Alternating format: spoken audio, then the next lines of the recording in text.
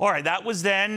Did Biden step in it now, or was that a calculated gamble on his part to distinguish between what he says are Republicans who are not the party they used to be and the severe element that he says, again, is half-fascist? Would Hillary Clinton have been better off if she had called them half deplorable? That was, again, history already done.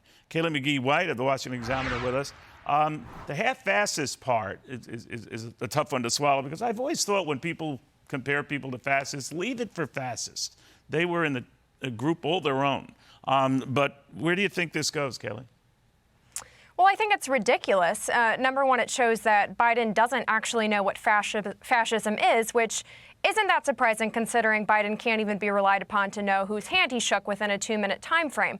But it also shows that he doesn't actually care what fascism is. That word has quite literally come to mean anything Democrats don't like. So Donald Trump is fascism, Ron DeSantis is fascism, the overturning of Roe v. Wade is fascism.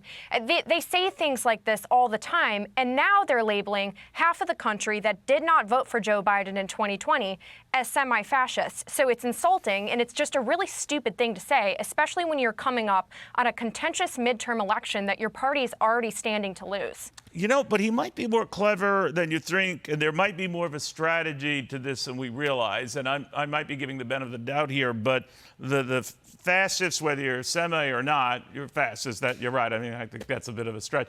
But he's got a little bit of wind behind his back right now, right? This surprising upstate New York win for Democrats, the perception here that with the passage of this big legislation, including the inflation reduction measure, the big chips industry measure, whatever you want to say about it, it passed. And it's something that gives him bragging rights that say, you know, he's got the momentum now. What do you think?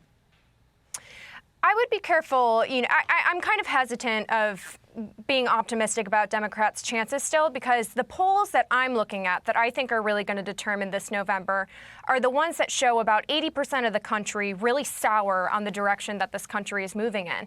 And that includes a majority of Democratic voters who feel that way. So if you have a large portion of your own party that is upset with the way that you're running this country and the way that you're handling economic issues and cultural issues, I don't see how vulnerable Democratic candidates across the board are going to survive.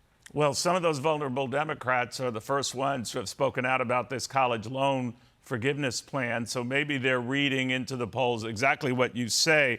But I'm curious what you make of that and the fact that they are concerned about how this looks to people who have paid off their loans and are angry now, and that it might not be an election winner at all, that maybe those kids who are getting the break now are going to be swamped to the polls by kids who aren't getting the break now.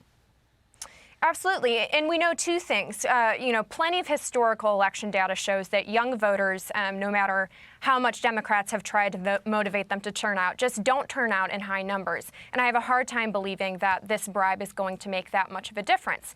And second, we know that more than 6 in 10 Americans don't even have college degrees. So they're not going to benefit from this at all. So you have a majority of the country that is being asked to take on the financial burden of a minority, and yet we're going to expect the minority to suddenly, make a huge voting reversal this November. The math just doesn't add up on that. All right. And the math tells me we've still got some months to go, so we'll see what it all sorts out. Kaylee McGhee of the Washington Examiner, thank you very much.